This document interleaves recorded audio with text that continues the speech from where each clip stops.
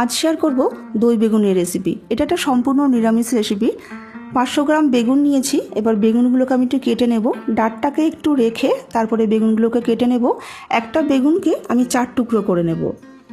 একটু লম্বা করেই আমি বেগুনগুলোকে কেটে নেব। দেখুন এরকম লম্বালম্বিভাবে বেগুনগুলোকে আমি কেটে নিয়েছি। সমস্ত বেগুনগুলো কেটে আমি ভালো করে ধুয়ে নিয়েছি। এবার এই বেগুনগুলোর মধ্যে সামান্য একটু নুন, হলুদ আর ঝাল লঙ্কার গুঁড়ো 1 চামচ একটু মাখিয়ে রেখে দেব। আমি 5 মিনিট মতন একটু রেখে দেব। হাতে সময় থাকলে আপনারা কিন্তু বেশি সময়ও রাখতে পারেন। সমস্ত বেগুনগুলো মাখিয়ে নিয়ে রেখে দিয়েছি। এবার কড়াইতে দিয়ে দিচ্ছি অনেকটা পরিমাণে সর্ষের তেল। তেলটা ধোয়া হোটা গরম হয়ে গেলে আমি ঠিক বেগুনের পেছন দিকের অংশটা তেলেতে আগে দেব।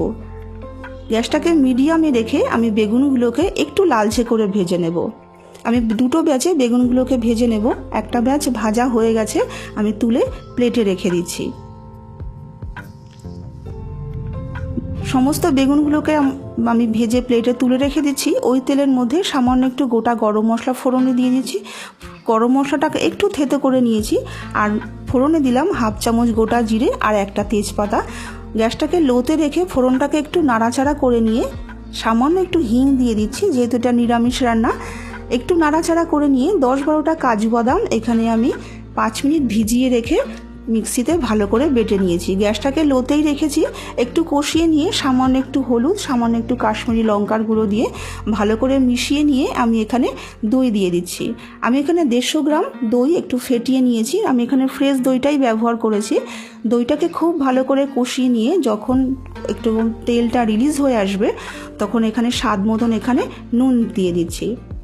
আর দিয়ে দিচ্ছি বড় 1 চামচ চিনি। যেহেতু এখানে দইয়ের পরিমাণটা অনেকটা ব্যবহার করেছি, দই আর তার টক ভাবটা কাটানোর জন্য মিষ্টিটাকে এখানে দিলাম। 1/2 কাপ মতন জল এখানে দিয়ে গ্রেভিটাকে 5 মিনিট ফুটিয়ে নিয়ে আমি বেগুনগুলোকে দিয়ে দিচ্ছি। বেগুন ভাজার যে তেলটা আছে সেটাকেও দিয়ে দিলাম।